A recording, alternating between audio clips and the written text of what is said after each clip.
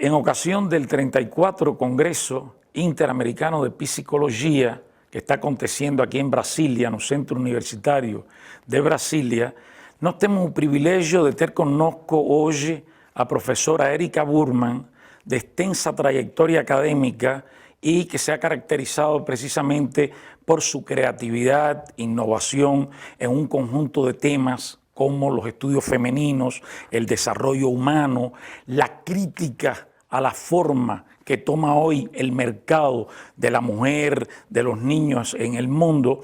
Y vamos a tener la oportunidad de hacer una breve entrevista donde la profesora Erika se va a extender en algunas de sus inquietudes principales en el momento actual y en algunas reflexiones de tipo teórico que precisamente marcan algunas diferencias con los trabajos más conocidos de ella aquí en Brasil y en América Latina de forma general. Professora Erika, welcome to Brazil. Really is an enormous privilege to have you here. And we have to use this opportunity in order to allow the Brazilian and Latin American psychologists in general to know more about your work, your actual work, and your theoretical reflection at this moment of his life. Then please feel completely comfortable for express yourself in whatever you want in this conversation. Thank you very much. It's a great pleasure to be here. Thank you, Erika. Okay, Erika, then I want to give you the freedom for talking about principle, which are the first theoretical, no, your first interest in research and in your professional practice at this moment. At this moment, I would say I'm in a period of transition from 3 principal lines of inquiry to maybe 2 others. So the first line of inquiry, which is an enduring concern, is about critiques of psychology, particularly developmental psychology, and the way in which developmental psychology functions within broader discourses of development. We live in a period of great crisis and disillusionment with notions of development, of progress, and still ideas about development as positive continue to be pinned onto children and child development as a metaphor for a positive model of individual development. And I think as psychologists and as socially committed citizens and global citizens, we need to be looking very critically and carefully at that. So that remains an enduring critical area of inquiry for me, in which I'm very interested in connecting ideas about development that circulate in psychology with broader critiques that are emerging from development theorists and post-development theorists at the level of national and international development. Fantastic. So that's one. And we can talk in detail perhaps later about where I am going with that now. The second is a transition that I made from being concerned around models of child development to having to understand how those are constituted relationally and produce positions for others around children. And so in my own trajectory, I moved from being concerned with work around children to other professional practices and familial practices around children. And I moved to be interested in feminist analysis and feminist research and feminist theory. And the relations, the very complicated relations within current heteropatriarchal practices, of course, of the contested relations between women and children. That I think both feminists and children's rights activists do not conceptualize very well. So that remains a continuing concern to take up and explore in a range of ways, methodologically and theoretically. And for me, that has taken me into practical lines of inquiry around violence. Violence conceptualized at the level of not only interpersonal violence, violence against women and children in particular, but also everyday systemic violence and state violence. And my work at a practical level has been very concerned with provision for minoritized women, women who are positioned as cultural or ethnic minorities, who are experiencing forms of interpersonal violence that are exacerbated by state practices of, for example, immigration control. So I remain interested in those questions around violence, and also the ways in which current psychological ideas are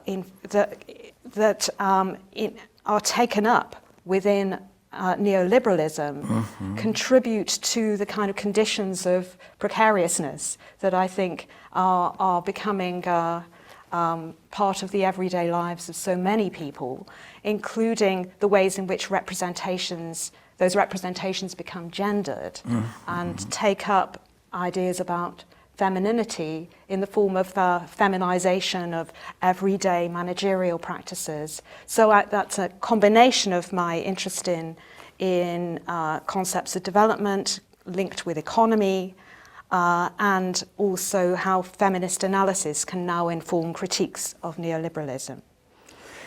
On top of that, of course, as a critical psychologist, broad, rich topics that are engaged one into another. One into another, yes. And then there are also the kind of methodological innovations that one has to engage in order to do this kind of work in psychology. It seems to me fantastic. Eric, at one point, when you talk me in relation to the discourse, in relation to the development that has been a very individualistic, dominant one, even a biological reductionism in the way to see the human development, and that teleological representation about development is, of course, very important to deconstruct the idea of the dominant discourse in relation to development. And in this process, have you taken into account the matter of dialogue, how the dialogue function in the relationship that organize within the networks within which child and person in general advance in their own development? How do you discuss the matter of the dialogue?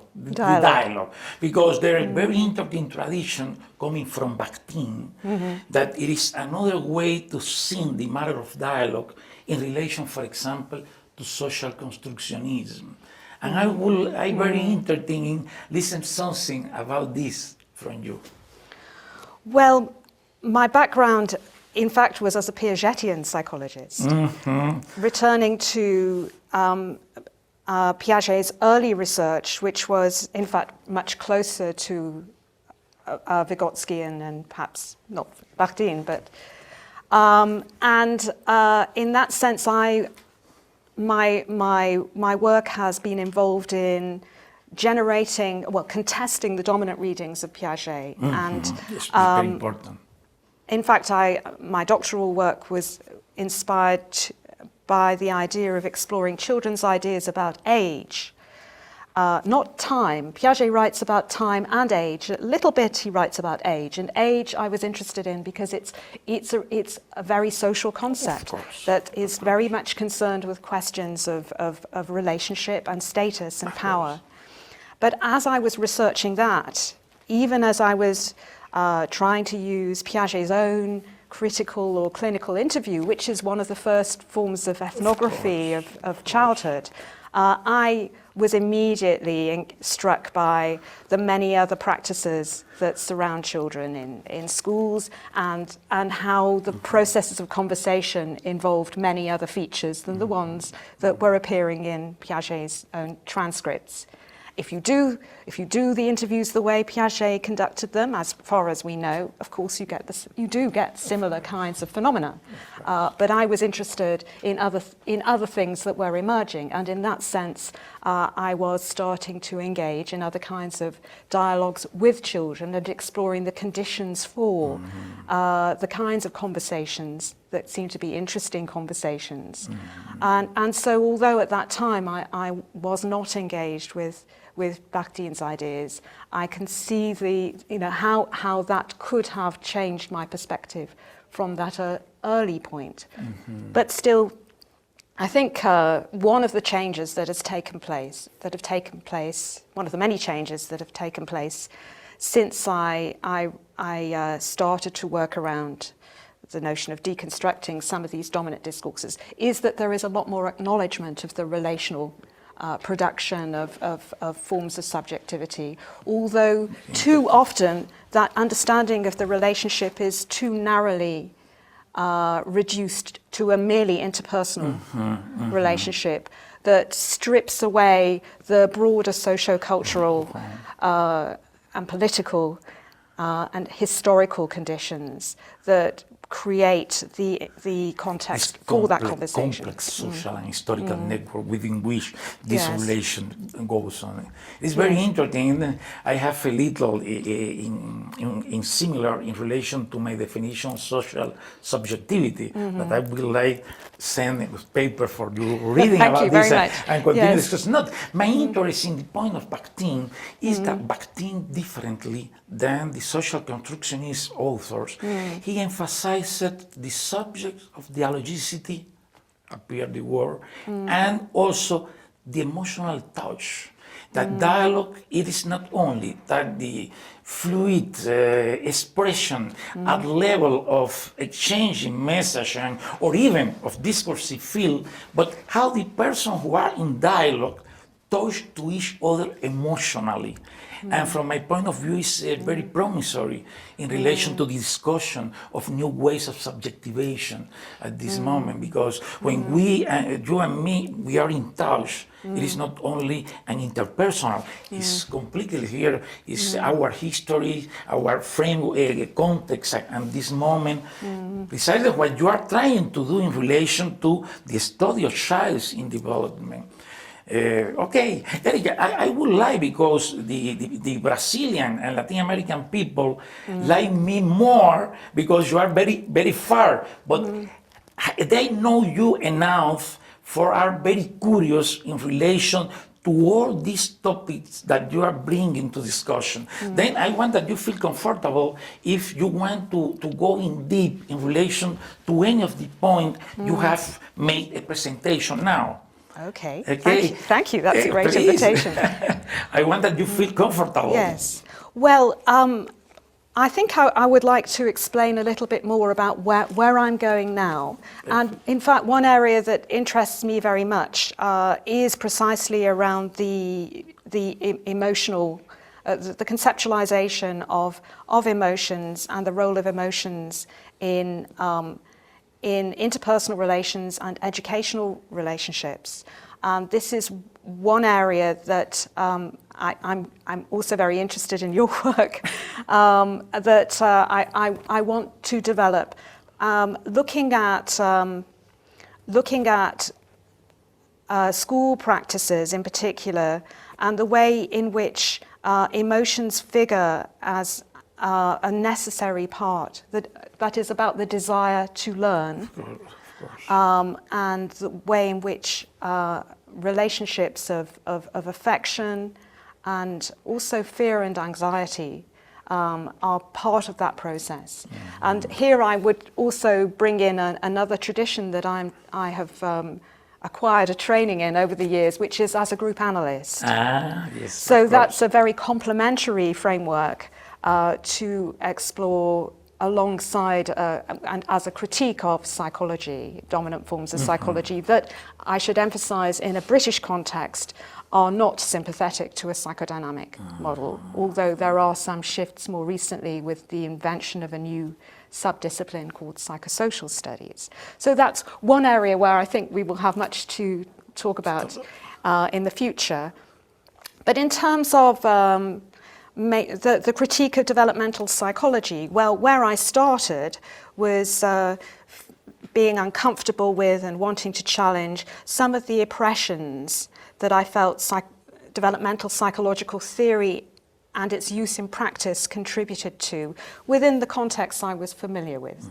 And then, after I wrote my first book, I realized that those practices within an Anglo and Euro-US context also were part of international development policy. And that's when I started to connect models of child development with international development.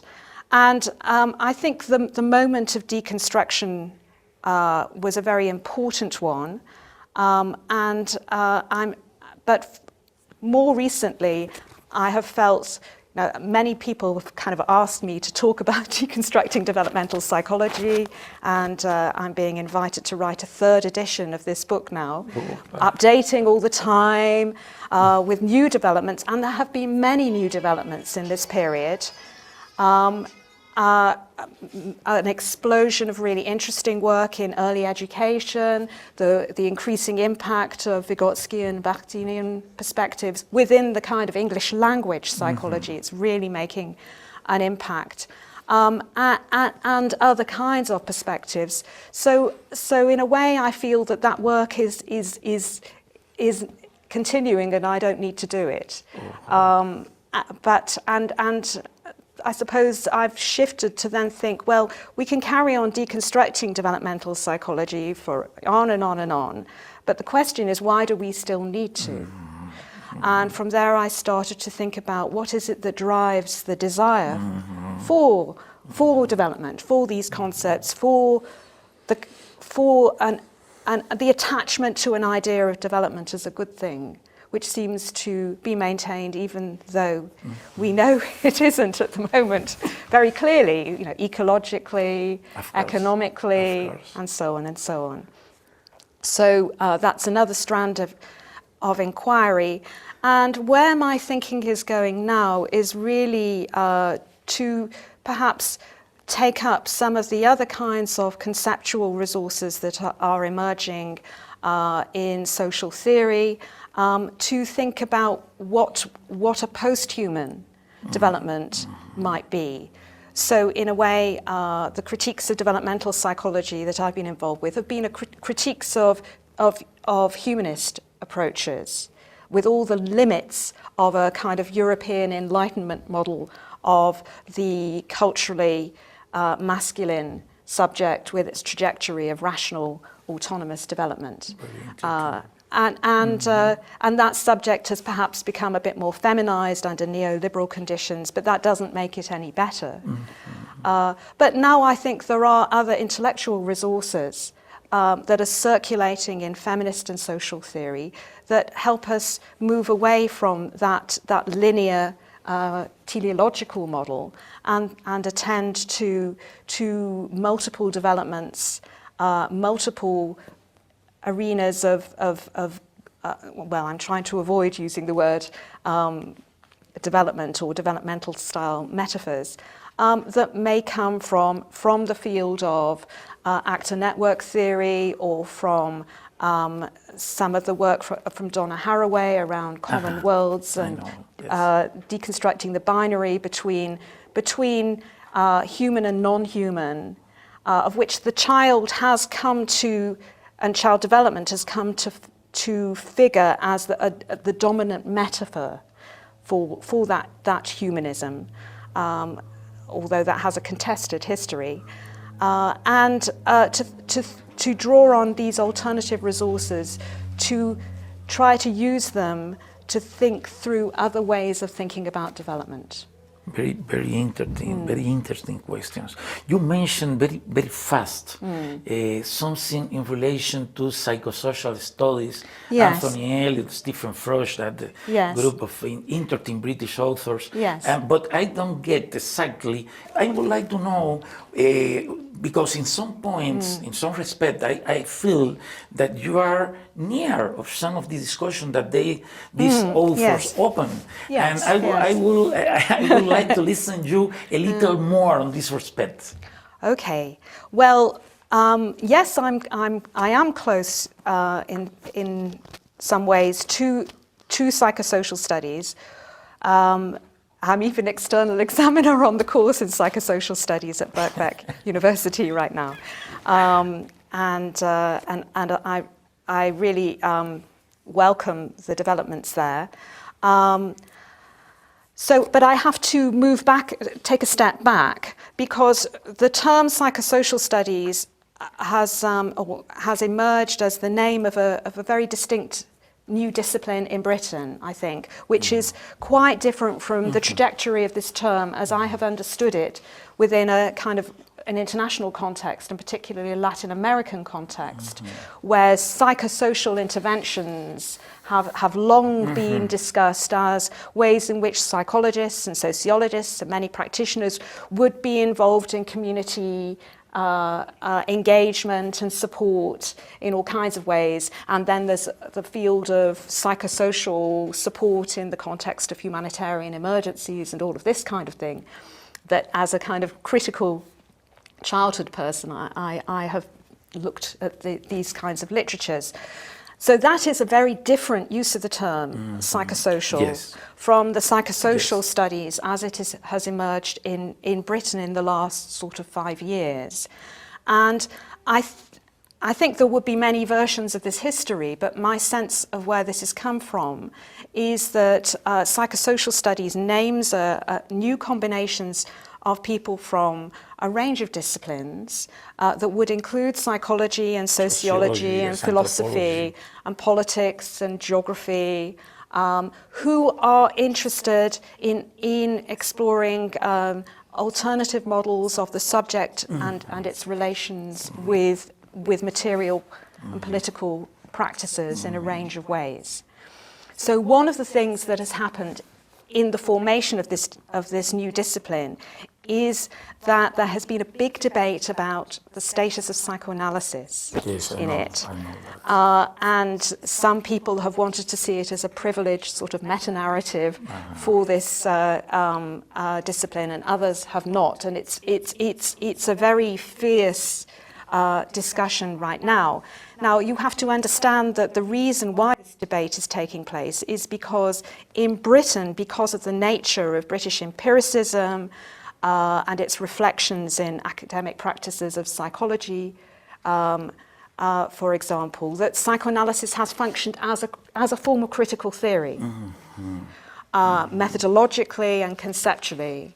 And that's one of the reasons why it has come to acquire this possibly privileged status. But I'm pleased to say I don't think it's the only major theoretical resource that's being used. And feminist theory and queer theory and many other philosophical frameworks, of course, are being used. But they are all trying to, in this new discipline, create trans or cross or interdisciplinary ways of understanding the subject as a social, political and actor that isn't only individual, and it's an emerging field that's going to a lot of places. Yes, but does that answer your question? Yes, completely. Yeah. Completely. It's really interesting because, in my opinion, they try to avoid the metaphysical borders of the more classical psychoanalysis, and I feel like if they try to approach to a new way to think subjectivity, including the matter of culture, of policy, of social relationship, but it is a path in process. I don't feel a closed ghetto. It's a thing that it is not, but they are not completely sure how to define the field that they want to advance on. But isn't that a good thing? It's a good thing, a good question. It's a good thing, of course, but when you are defined as psychosocial studies, you are close the way. Why not to say, for example, a theory of subjectivity from cultural standpoint or cultural historical standpoint? Why to avoid one topic that they are defended so hard? Psychosocial sometimes seems to me a little undefined question, because psychosocial is so broad. Yes. What means psycho first? What means psycho? And what you are talking in relation to social? It is something that have to be defined, and for this, they have to open one discussion that, in my opinion, they up to now had not opened. I don't know, but I want, if you have at least a little more to say about this, I'm really very curious because all this topic fascinated me. And all, as you say very well, are polemical question at this moment. For example, I have a lot of troubles discussing the matter of periodization in Vygotsky, because the more orthodox Vygotskian studies continue to sink development in periodization. It is not the field. Yes. Erika, really, I'm very grateful for this conversation with you. Fascinated. Unfortunately, we have a short time. We will continue. I'm sure we will. Talking about this. And now, for finishing, I would like that you say something about your current institutional affiliation. Because I know that you and your husband, Jan Parker, that who will be interviewed also here, you have also a center of this discourse practice. I want to listen a little about this, your current affiliation, the center, what is the main proposal of the center, a very short time, please, if you can say something, because you know many people in Latin America will for very close with your publication. Now they want to know what Erika Burman is doing, where she is, and it is evident for you, but here we are very far from there. Thank you, Erika. Okay. Well, I'm sure Ian will be able to say more about this to my partner, not husband, Ian. Partner, I'm more traditional, it's my generation. It's okay. The language changes sometimes. It's not probably synonymous. Okay. So, as of the 1st of May, I am now in the University of Manchester, and I'm a professor of education in what will be called the Manchester Institute of Education. I say will be because I think it becomes so on the 1st of August. There's a reorganization within the faculty, and I will be in a school that is, so that's the broader, so first of all there's the institute, then there's the school. And the school is probably going to be called, because that will take a year to confirm, the School of Environment, which means planning and geography and things like that, education and development. And development in that sense is development studies, studies of poverty, international development. So I'm very excited at being in this kind of institutional context where I feel I've been invited to take up this post because of a recognition of the possible contributions I can make to this new school as well as to the Institute of Education, which in fact also runs a professional training in educational psychology and counselling psychology. So for the first time, I've also found that the fact that I'm also a group analyst, I'm a practitioner around mental health, can bring together the various strands of my own work. So yes, I've been in a period of transition in terms of where I am located institutionally, although it's still in the same city. And the discourse unit, which Ian and I co-founded in 1990, is with us. So the discourse unit is a trans-institutional network that does not belong to any particular individual organization. It belongs to the network of people. And this is why we have a great international network of friends and collaborators in our radical projects. And also because you're a very sympathetic, very open person, and it's always very nice to be in contact with you.